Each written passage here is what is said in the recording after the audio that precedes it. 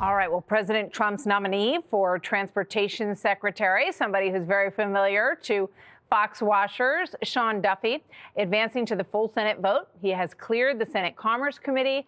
A date for the full vote is unclear, and that is the situation with several of the nominees at this point. Meanwhile, Republicans are getting frustrated with what they're calling Democrat stall tactics around certain confirmations, or what they see to be certain confirmations. Here's Senate Majority Leader John Thune railing against the delay for John Ratcliffe, who has obviously been gone through this hearing process and been approved by the Senate in the past. He is currently the nominee for CIA director. Here's the Majority Leader.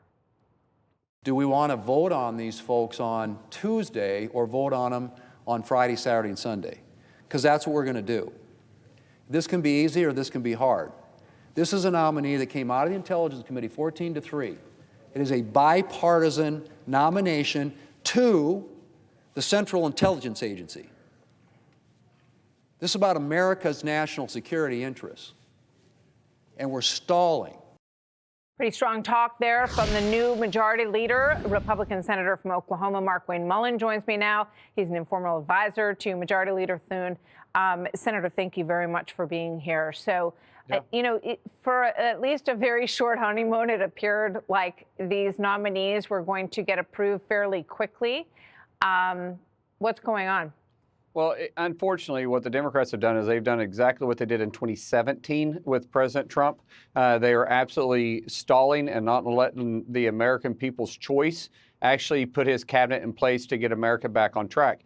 Typically what you see, anytime it's a former member or current member, say Kristi Noem, Elise Stefanik, John Ratcliffe, Sean Duffy, and Marco Rubio, there's a courtesy that's put forth. Either the Republicans did this with Democrats. There's a courtesy put forth that they allow them to kind of hotline through. We still have debate, but they lower the debate. Instead of 30 hours, it may take 2 hours, and they let them go through in a fast facet. In this case, they're not. John Ratcliffe should have already been taken care of Monday. They have been slow walking, bombarding these nominees with questions that are nothing but stall tactics.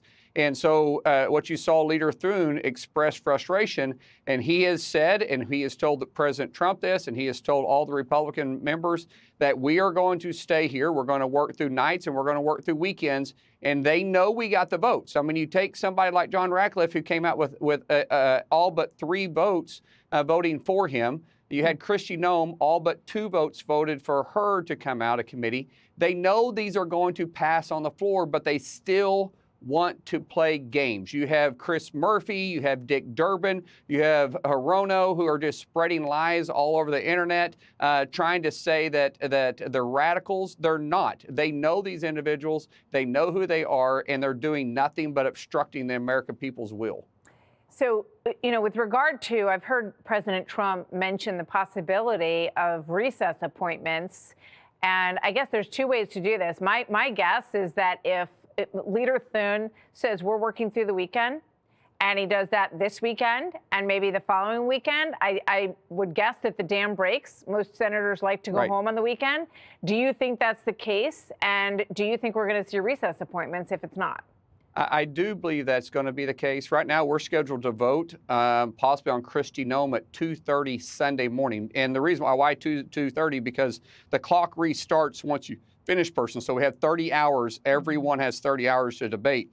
And we want to keep that clock moving so we can get through these people. Yep. If the Democrats keep this moving forward, then we will have to go possibly to recess. The problem is the recess. We have to be recessed for 10 days.